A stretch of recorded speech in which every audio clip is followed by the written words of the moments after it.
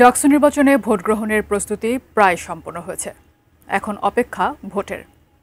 নির্বাচন স্বচ্ছ করতে প্রশাসনের পক্ষ থেকে সব ধরনের প্রস্তুতি নেওয়া হয়েছে বলে জানিয়েছেন ভিসি অধ্যাপক নিয়াজ আহমেদ খান। ভোট নির্বিঘ্ন করতে কোনো ধরনের শঙ্কা দেখছে না আইনশৃঙ্খলা রক্ষাকারী বাহিনী।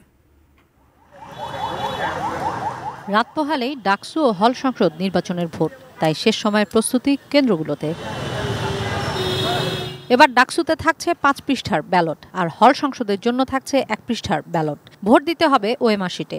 এক একজন ভোটার গড়ে 10 মিনিট সময় নিয়ে ভোট দিতে পারবেন।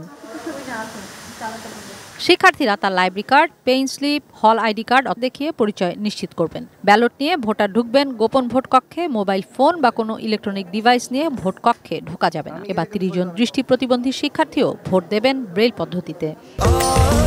স্বাস্থ্যকর অল টাইম ফ্যামিলি কেক, সব সময় অল টাইম হেলদি লাইফ। এখানে ব্যবস্থাপনার কোনো ধরনের কোনো ঘাটতি নেই।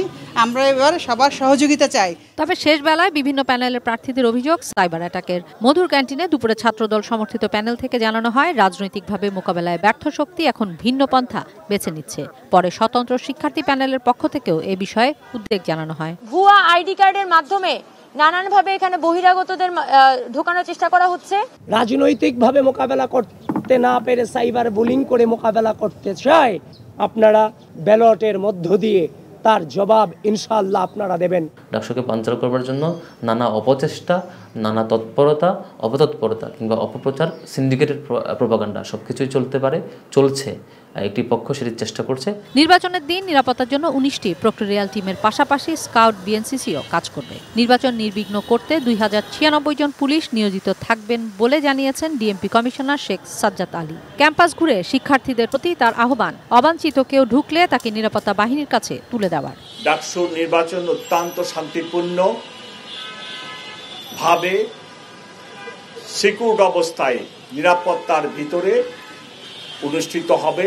নির্বাচন নিয়ে স্বরাষ্ট্র মন্ত্রণালয়ে অনুষ্ঠিত বৈঠক শেষে উপাচার্য অধ্যাপক ডক্টর নিয়াজ আহমেদ খান ডাকসু নির্বাচনের মধ্য দিয়ে নতুন দৃষ্টান্ত স্থাপনে শিক্ষার্থীদের প্রতি আহ্বান জানান। আমরা পুরো ব্যাপারটা সর্বোচ্চ স্বচ্ছতা দিতে চাই। আমি মনে করি স্বচ্ছতাই হবে আমাদের একটি বড় শক্তি। কিশোর জাহান, এটিএন নিউজ, ঢাকা।